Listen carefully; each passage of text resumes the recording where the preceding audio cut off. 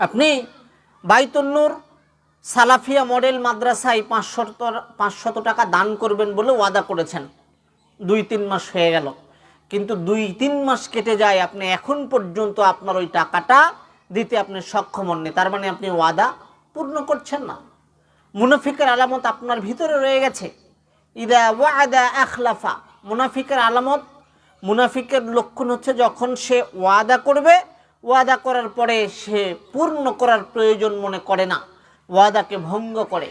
আবু হুরায়রা রাদিয়াল্লাহু তাআলা আনহু বলেন, রাসূলুল্লাহ সাল্লাল্লাহু আলাইহি ওয়াসাল্লাম বলেছেন, আয়াতুল মুনাফিকি সালাসুন, মুনাফিকদের আলামত 3টি।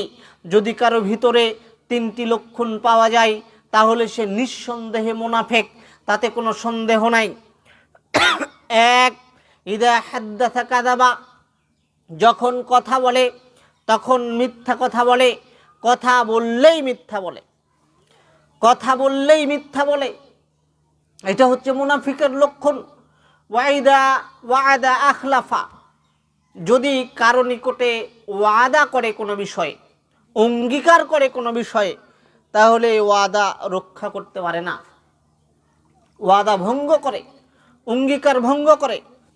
সকালবেলা একজনকে একটা কথা বলেছে, বিকেলে আর রক্ষা করতে পারেনি। সকালে একজনকে বলেছে, ভাই আমি এই জিনিসটা আপনাকে দিয়ে দিব, বিকেলবেলা ওই ব্যক্তি বাড়িতে এসেছে, উনি বাড়ি থেকে হেরে গিয়েছে। তাহলে ইদা ওয়াদা আখলাফা, যখন কোনো অঙ্গীকার করে, ওয়াদা করে, ভঙ্গ করে। আপনি বাইতুন্নুর সালাফিয়া মডেল মাদ্রাসায় 500 টাকা দান করবেন বলে ওয়াদা করেছেন, 2-3 মাস হয়ে গেল, কিন্তু 2-3 মাস কেটে যায়, আপনি এখন পর্যন্ত আপনার ওই টাকাটা দিতে আপনি সক্ষম হননি। তার মানে আপনি ওয়াদা পূর্ণ করছেন না। মুনাফিকের আলামত আপনার ভিতরে রয়ে গেছে। ইদা ওয়াদা আখলাফা, মুনাফিকের আলামত, মুনাফিকের লক্ষণ হচ্ছে যখন সে ওয়াদা করবে, ওয়াদা করার পরে সে পূর্ণ করার প্রয়োজন মনে করে না, ওয়াদাকে ভঙ্গ করে। ওয়াইদা তুমিনা খানা, আর মুনাফিকের 3য় লক্ষণ হচ্ছে যখন তার নিকটে কোনো আমানত রাখা হয়, আমানতের যথাযথ ব্যবহার বা সংরক্ষণ সে করে না, আমানতের খেয়ানত করে। টাকা পয়সা কেউ গচ্ছিত রেখেছে, ওইখান থেকে পারিবারিক কাজে খরচ করেছে, তাহলে আমানতের রক্ষা হলো না। আপনাকে কোনো দায়িত্ব দিয়েছে, আপনি দায়িত্বের যথাযথ দায়িত্ব পালন করছেন না, তাহলে আমানতের রক্ষা হলো না।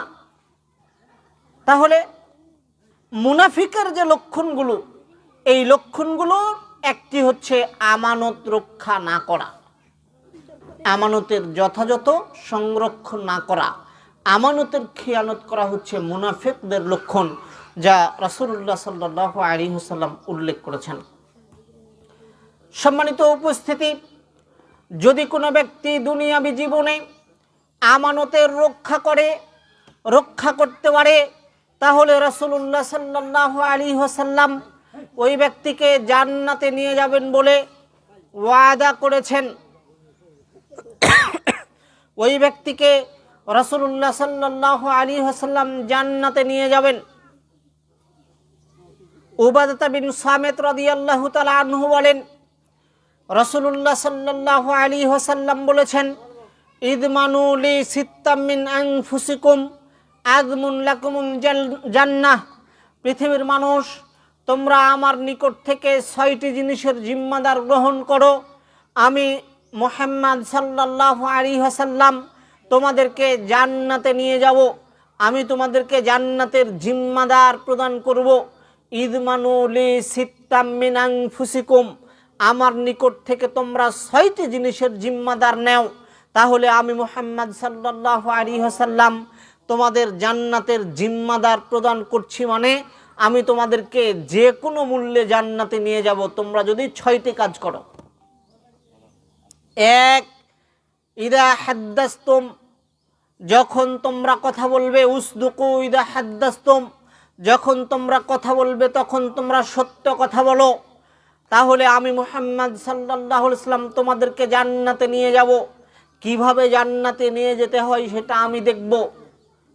উসদুকু ইদা হাদ্দাসতুম ওয়াউফু ইদা ওয়া'আদতুম, যখন তোমরা কোনো মানুষের নিকটে কোনো বিষয়ে ওয়াদা করো, ওয়াদাটাকে পূর্ণ করো, ওয়াদার ভঙ্গ করো না, ওয়াদাকে পূর্ণ করো। তোমাদেরকে আমি মুহাম্মদ সাল্লাল্লাহু আলাইহি ওয়াসাল্লাম জান্নাতে নিয়ে যাব। ওয়াদ্দু ইদা তুমিনতুম, যখন তোমাদের নিকটে কোনো বিষয়ের আমানত রাখা হয়, যখন তোমাদের নিকটে কোনো দায়িত্ব অর্পণ করা হয়, তোমরা আমানতের রক্ষা করো, আমানতের সংরক্ষণ করো, দায়িত্ব যথাযথভাবে পালন করো। তাহলে তোমাদেরকে কিভাবে জান্নাতে নিয়ে যেতে হয় আমি মুহাম্মদ সাল্লাল্লাহু আলাইহি ওয়াসাল্লাম নিয়ে যাব। ওয়াহফাজু ফুরুজাকুম, তোমরা তোমাদের লজ্জাস্থানের হিফাজত করো। ওয়াকুফু আইদিয়াকুম, তোমরা তোমাদের হাতগুলোকে সংবরণ করো। ওয়াগুসু আবসারাকুম, তোমরা তোমাদের চোখগুলোকে সংবরণ করো, তোমরা দৃষ্টিকে হিফাজত করো। এই 6টি কাজ করলে, তোমরা যদি এই 6টি কাজ যথাযথভাবে করতে পারো, তাহলে আমি মুহাম্মদ সাল্লাল্লাহু আলাইহি ওয়াসাল্লাম আমি তোমাদের এই গ্যারান্টি প্রদান করছি যে আমি তোমাদের যে কোনো মূল্যে জান্নাতে নিয়ে যাব। আমি এই গ্যারান্টি দিয়ে দিচ্ছি।